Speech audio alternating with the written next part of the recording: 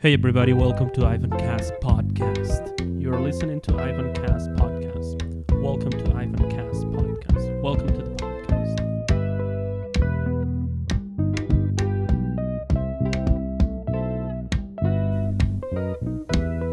podcast. So we are on the air.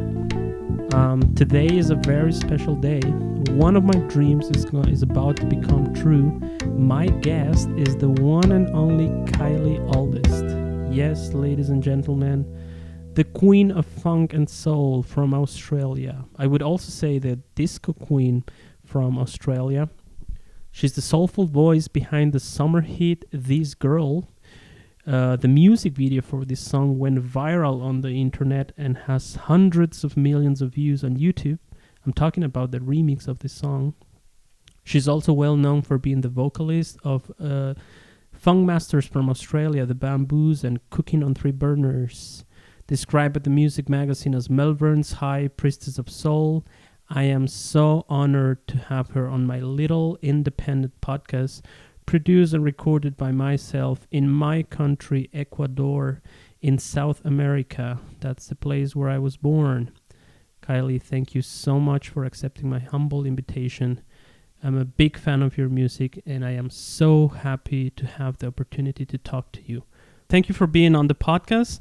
This is crazy. You are in Australia. I am in Ecuador. It's Friday in Australia. It's Thursday already in Ecuador. And we are connected through my little podcast. So podcast is a good way to reunite. Also your fantastic English. Oh, yeah. Thank you very much. Yeah.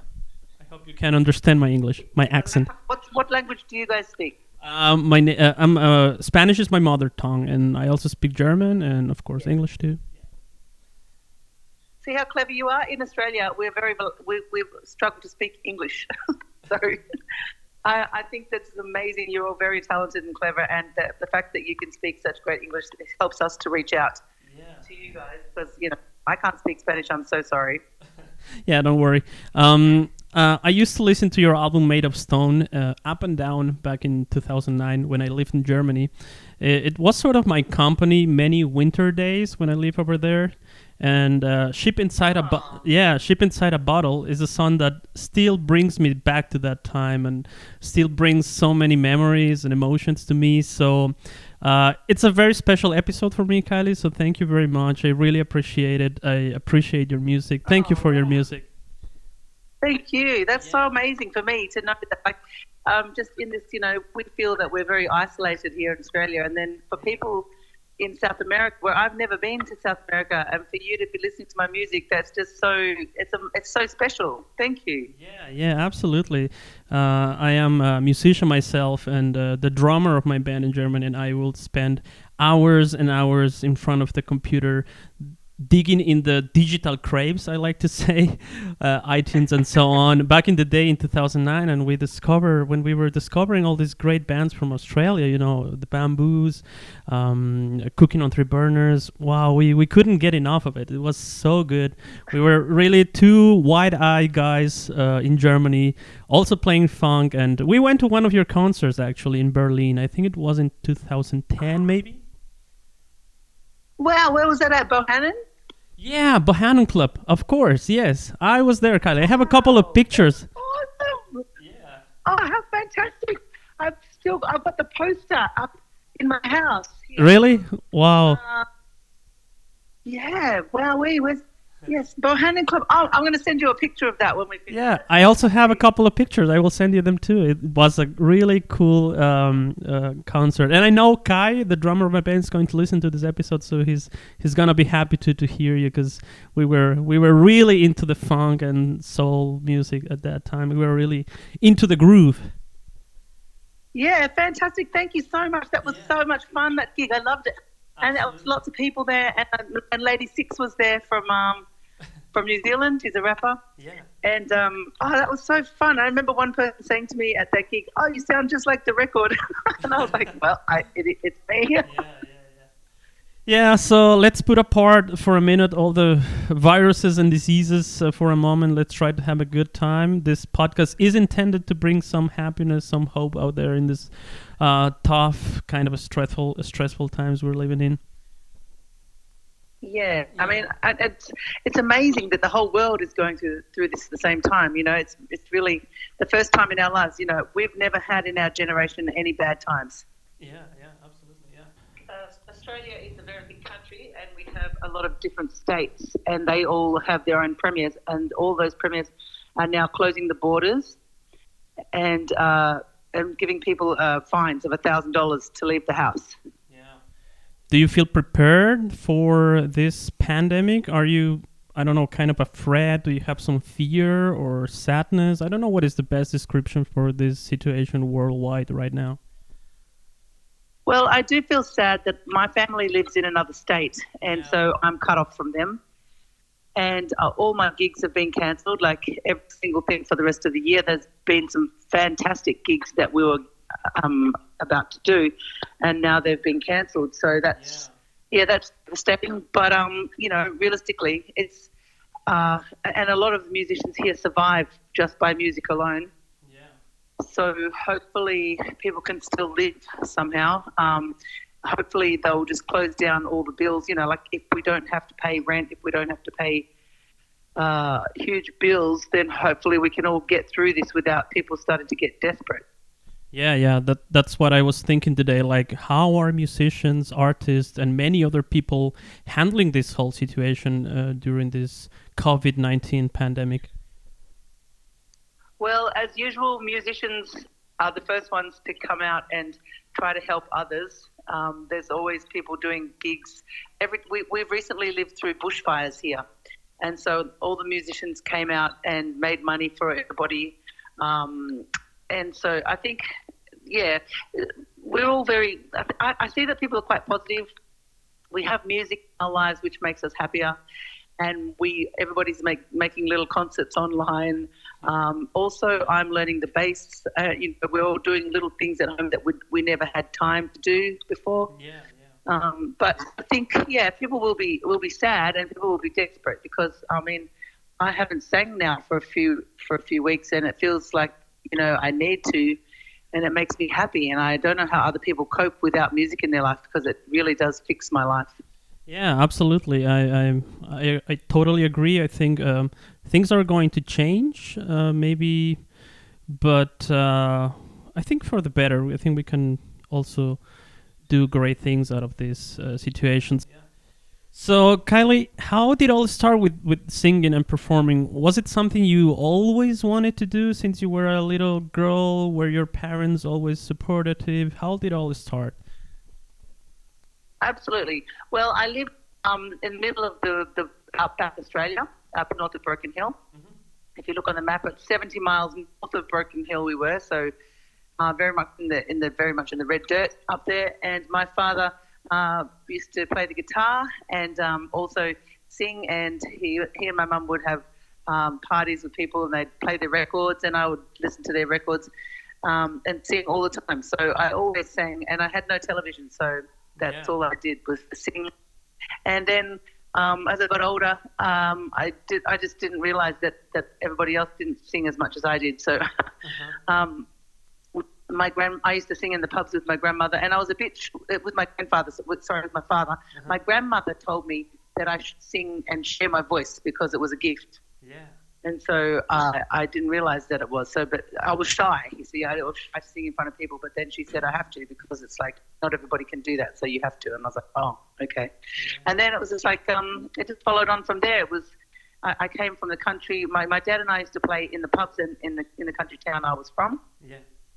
And then we would, I came to the town and to the big city, and I joined every band that I could find, even ridiculous bands that didn't suit me, like punk bands and rock bands and cover bands and all that sort of stuff. I just did anything I could. Yeah. Until I finally, I met all my friends in the Fitzroy music scene. So in Melbourne, I knew that Melbourne was the centre of music for Australia, and I had to go there. So I did, and that's where I met all the best musicians, and I've joined that Melbourne music family, and the rest is history. So yeah, I had met the Bamboos 20 years earlier, but then we finally got into a band together in 2016 2006. Sorry, wasn't it? Yeah, I'm so old, I keep forgetting the dates. 2006. And I went and we did Meredith, which is a big festival in Victoria. And then from there, straight away after I did that gig, we went on tour, and that's where I would have seen you guys first, I think, 2007 maybe. Wow. Yeah. So now I think the Bamboos have been together for 20 years now. So I've been with them for like 15 years. Wow. And it's a long time, no? I'm putting out a new album this week. That's pretty cool. I've got a new album coming out this month, basically. Yeah. This month is a new album coming out from the Bamboos. Well, everything's changed, so we don't know now. See, I've got a lot of homework to do. I've got to write lyrics, and because the Bamboos just finished a new album. Also, my solo stuff, I just finished a new album, and so we're all just going, okay, now what? So now we just, because all our record labels are on the other side of the world, and you guys are all in lockdown, it's all very, very difficult to know what's going to happen. Yeah. So you were basically born. Just going to put out singles. Yeah. So you were, Kylie, you were basically born to sing. You come from a family of musicians, and it was always with you, no? Absolutely, yes. Even my grandmother's friend used to say to me, "Stop singing at the table. No singing at the table." I was like, "What?" That's really cool. Ridiculous. That's really cool. I would like to talk just for a minute about the worldwide hit song "This Girl," which went number 1 or 2 on the charts in many countries. Germany, Belgium, France, the UK. And you know what's funny? Back in 2009, I told you the story. We discovered your music, and we were totally crazy about it. And but then I kind of took a break from music a couple of years. I moved back to my country. I became a dad a couple of years ago. I started working. But one day I was driving in my car, and all of a sudden I hear this song on the radio here in Ecuador. And I didn't know it was you, but I heard the voice, and I said, "Wait a minute, this is Kylie. I know her."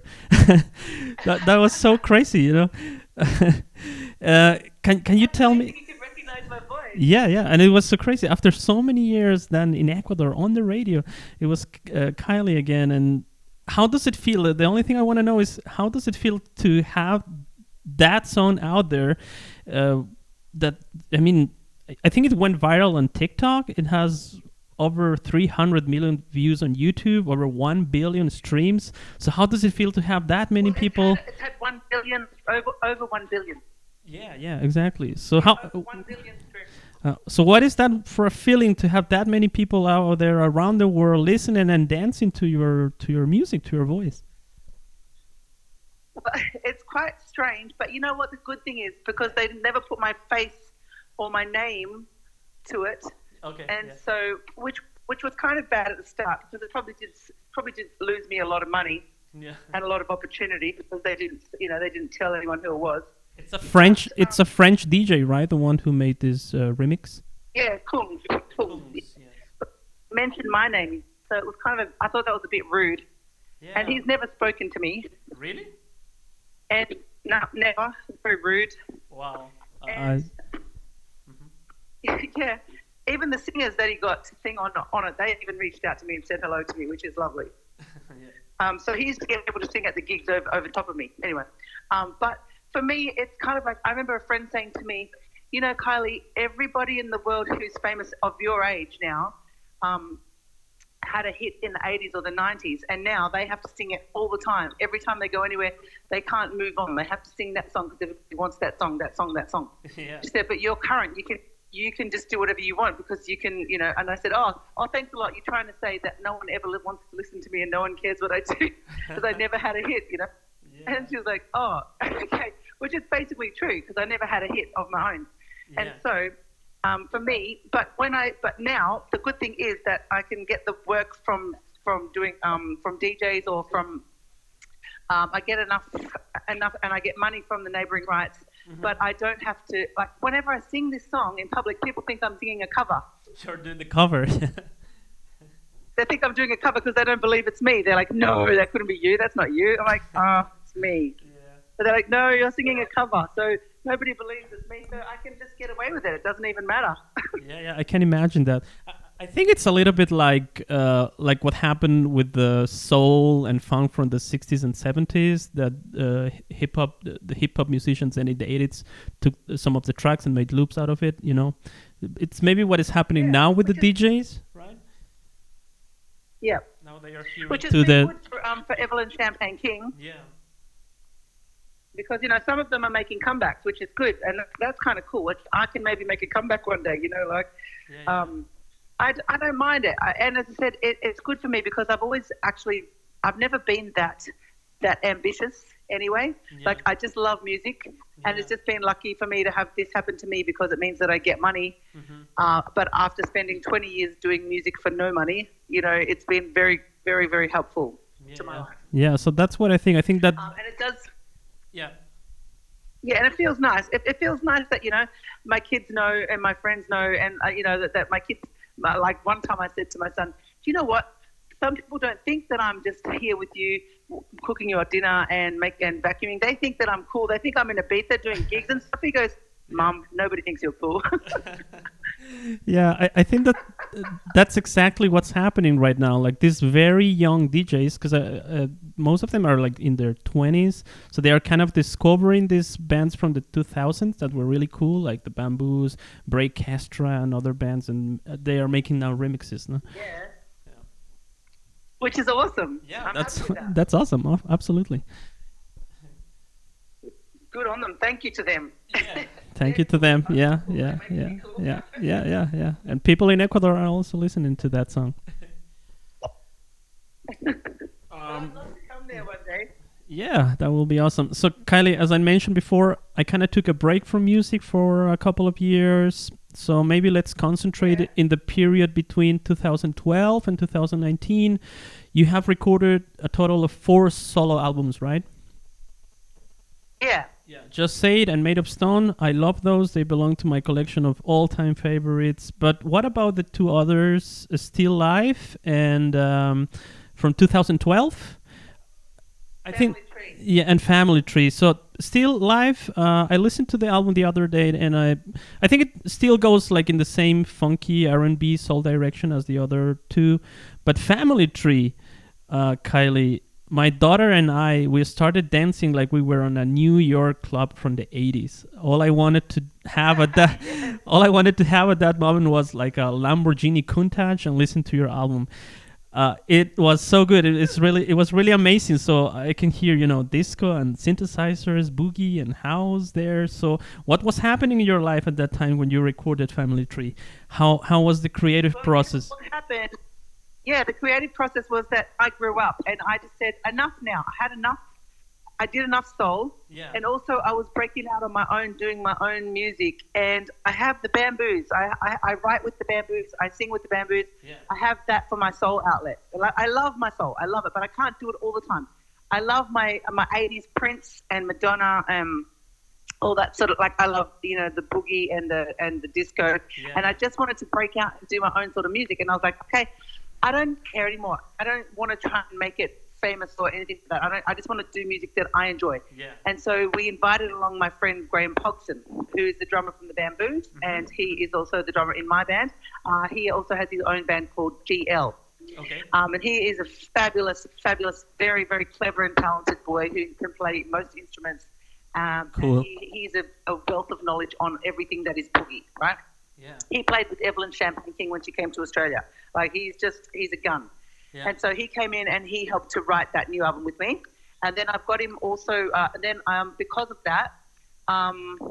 because of that album, that was like me breaking free in my own style that I wanted to write, that I love. Wonderful. And so then from that, it's like being a 15-year-old in your bedroom, It's like, that's what I like. So my record company didn't want it anymore, so I had to move to another label. And then from there, I couldn't work out how to play it live because there's so many different instruments, you see. It's so different. It's a different vibe. It's a different band. Absolutely, so I basically had to sack my band and go back to basics and start again. And so for that, I found a fabulous collaborator and friend, Warren Hunter, who came on board, and he learned all the instruments because he loves the same sort of music. Yeah. So he learned how to play all that. He bought all the gear, and we just went out and did it, just the 2 of us. Cool. And then we started to write, and we got Graham on board again, and we wrote some more stuff. But and the new album is even more like Family Tree. It's like it's totally boogie electro. Oh, it's so fun. And I've got that's cool. on board singing, and I've got like a different band with all synthesizers, and Graham's on board playing drums, loops, and all that sort of stuff. And what is it called? He plays pads when it plays. I don't understand all the stuff, but there's so much electric stuff now. Yeah. So it's really kind of Sherelle. It's like really that Prince, that jam, sound from the 80s, Wow. That's really cool. So your new album is coming out this year, Kylie? Can we expect that this year? Yes, it's coming out on K7. Do you know K7? It's a German company. Yeah. I think I've heard of them. Yeah, K7. Wow. Cool. I'm really looking forward to it. Yeah, and we've only got 9 tracks because, I don't know, we just sort of we felt like we're taking too long, and now it's like we got it all done and in the bag, and now it's like, now we have to all sit still. Okay, so it's time for some music.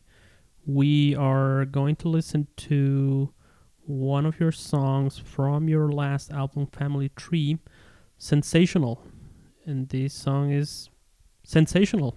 It's fantastic. Stick around. We'll be back in a minute.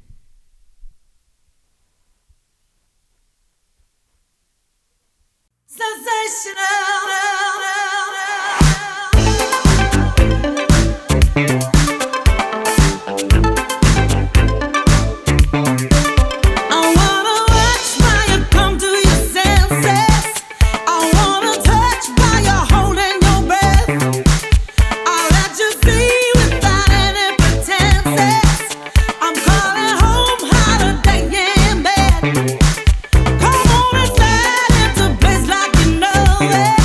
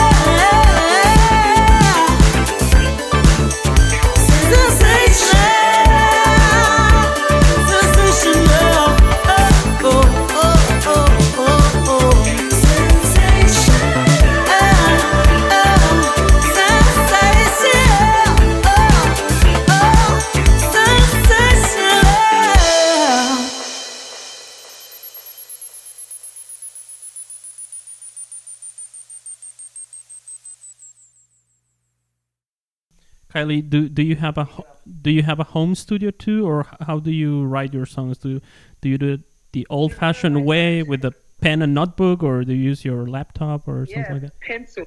Yeah, Pencil and paper. pencil and paper. And pencil and paper, and I listen to music that comes through from people who've sent me, and then I just send something on my phone.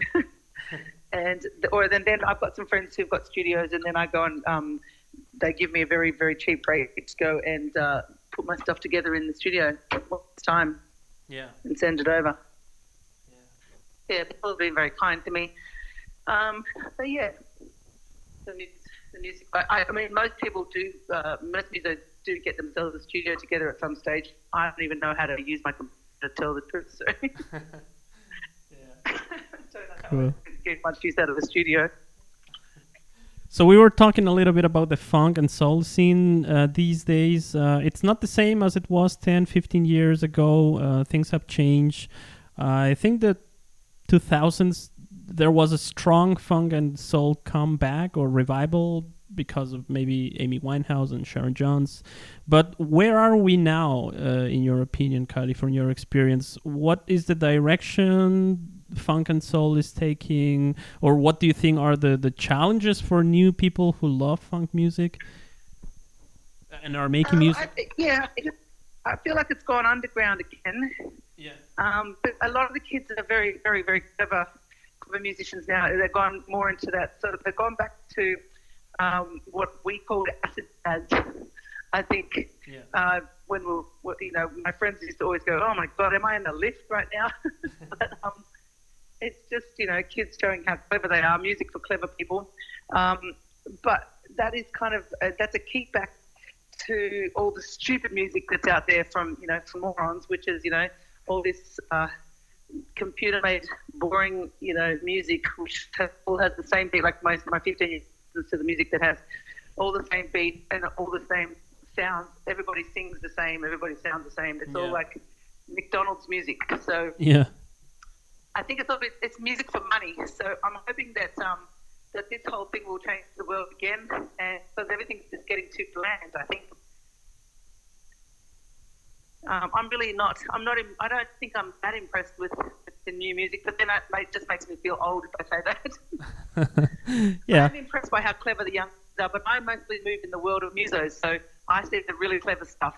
But when you see the young kids out there that don't have anything to do with music, and the music that they're listening to on commercial radio, it's it was good to see that Billie Eilish girl come out. That's pretty interesting, I suppose. Yeah, she's great. There just seems to be a lot of boring rubbish, and it all sounds like. I mean, my son's into this, that sort of nigger rap, nigger bitch. Like, I'm like, what is this about? Yeah. Not that impressed by it, It's like, we all know you can say it, whatever. Just have a little think about yourself for a minute. The bamboos. Yeah. The bamboos. How is it like to perform and share the stage with those incredible musicians? Any anecdotes, any memories, experiences touring with the bamboos? How too many. We could go on for days. I can't get enough of it. I love it. It's just they're my family. They're my brothers. Yeah. And we have the best time. And the new album we wrote in a house. We all went away for the week and stayed in the house and wrote an album like old school. It was so good. And the album's coming out. When you'll see, it sounds real. It sounds full of like love and like an old school band, back to basics bamboos. Yeah. Wow, sounds fantastic. I'm really looking forward to it. It's great for me because I have the two opposite polars of the bamboos, that really raw sort of old school funk, and then back to where I need to be with my little boogie life, Yeah. I have everything. I feel so lucky, Absolutely. But then, and now we all get to sit still for a minute and wait. So who knows what's going to happen next? Mm-hmm. And then, as we were saying, I was talking to somebody online the other day, realizing that as soon as everything goes bad, it seems like some people are really good at getting up and filming themselves and being at home doing everything. But I'm just like, oh no, I can't do that. I need the audience. I need the stage. I need to like be in the zone. I don't want anyone in my house looking at me. You know, it's like Yeah, totally. I don't want to put makeup on for no reason.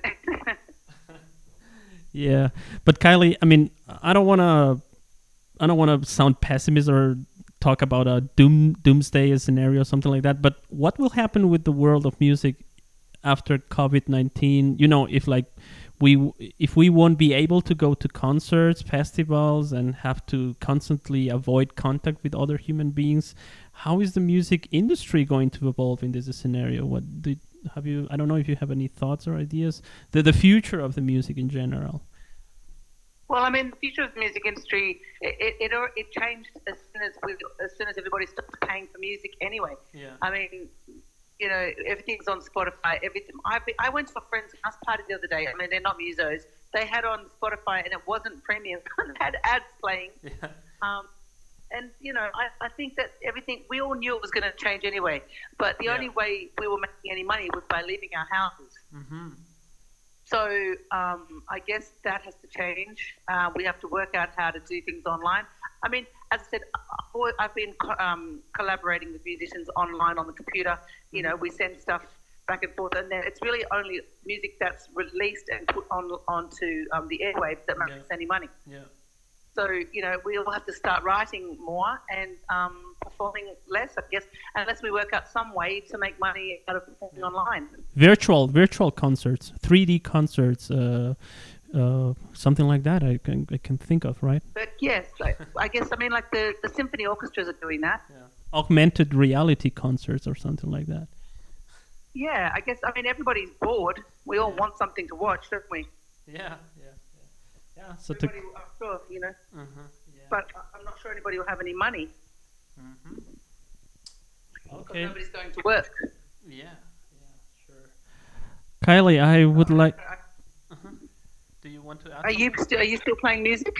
Not anymore. I'm kind of concentrated on my podcast right now, but I do have my bass guitar here, and every once in a while I still play, but not anymore in a band. So, but maybe I will do it again sometime in the future. Because I love it too. I love it too. Yeah. It's very scary. Yeah. But there's probably too many humans in the world anyway. You know, unfortunately. Yeah. So Kylie, I would like to thank you for your time, for your music, for your words. Let's call it a day. But before we end the show, may I ask you a couple of random rapid fire questions? It's just a way I like to end the show, and you know, just for fun. Just for fun. Yeah. Okay. So I will start. Okay. Kylie, what takes too much of your time? Cleaning my house and cooking for my family. What's the most memorable thing about high school?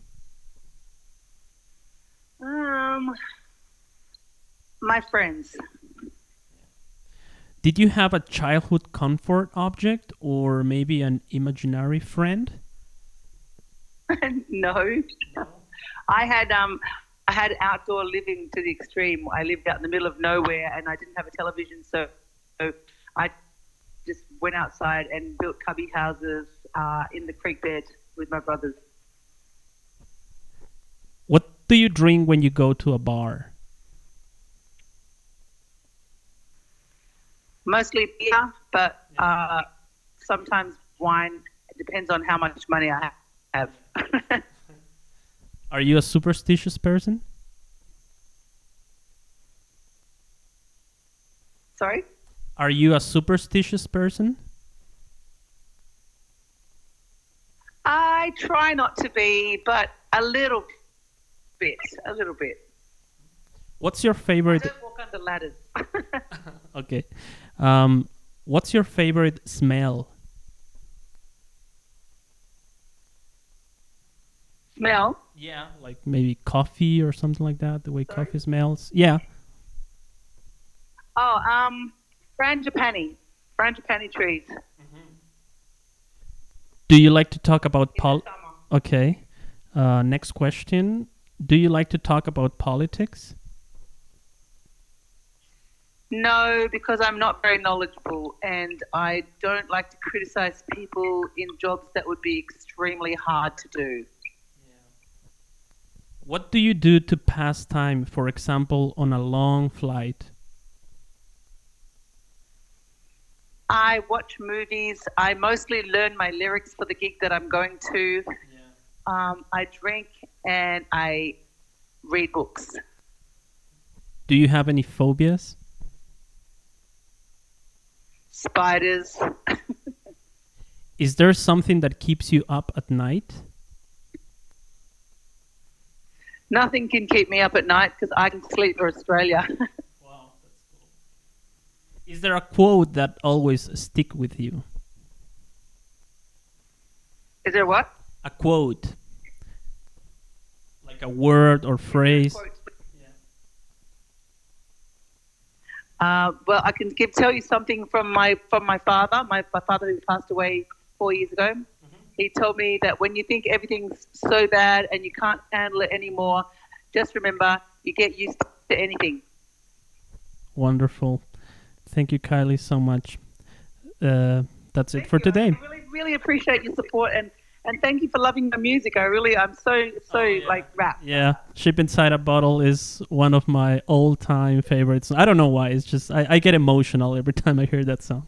So Kylie, thank you so much for your music, for your words, and thank you so much, Ivan. And I'll send you a photo. I'll send you the photo of that poster. Oh yeah, I will do too. And yeah, this podcast will be available in about I think next week, Kylie. I'm gonna work on this, so it's gonna be available next week on Can you please take out the bit where I didn't know who the bass player was? yeah. Okay, no problem. It will be available on every podcast app, iTunes, Spotify, Apple Podcast. So if you like it, Kylie, feel free to share it with your friends and family. And thank you so much. Congratulations, well done. And I'll be listening to your other ones as well. Okay, thank you very much. There are mostly Spanish episodes, but I have a couple of German and English episodes too. Yeah. Okay, yes, I heard one with a lady speaking the other day. Yeah. Bye, Kylie. Yeah. Oh, you know, I'm having also. Do you know Kalita and the Super Yamba Band? Have you heard of these guys? They make Afro funk. They are really, really good. So I actually talked to them this morning. Yeah, they are awesome. They are really, really cool from New York, from Brooklyn. Oh wow! Oh, nice work. Well, thank you for making me part of the community. Really Absolutely, and send greetings to all the Bamboos and Cooking on Three Burners guys. I love those guys. I've been listening to their music since 2007, I think, or something like that, when we discovered them. So thank you, Kylie. Bye bye. Thank you, Ivan. See you later. Have a great day. Bye. Oh yeah.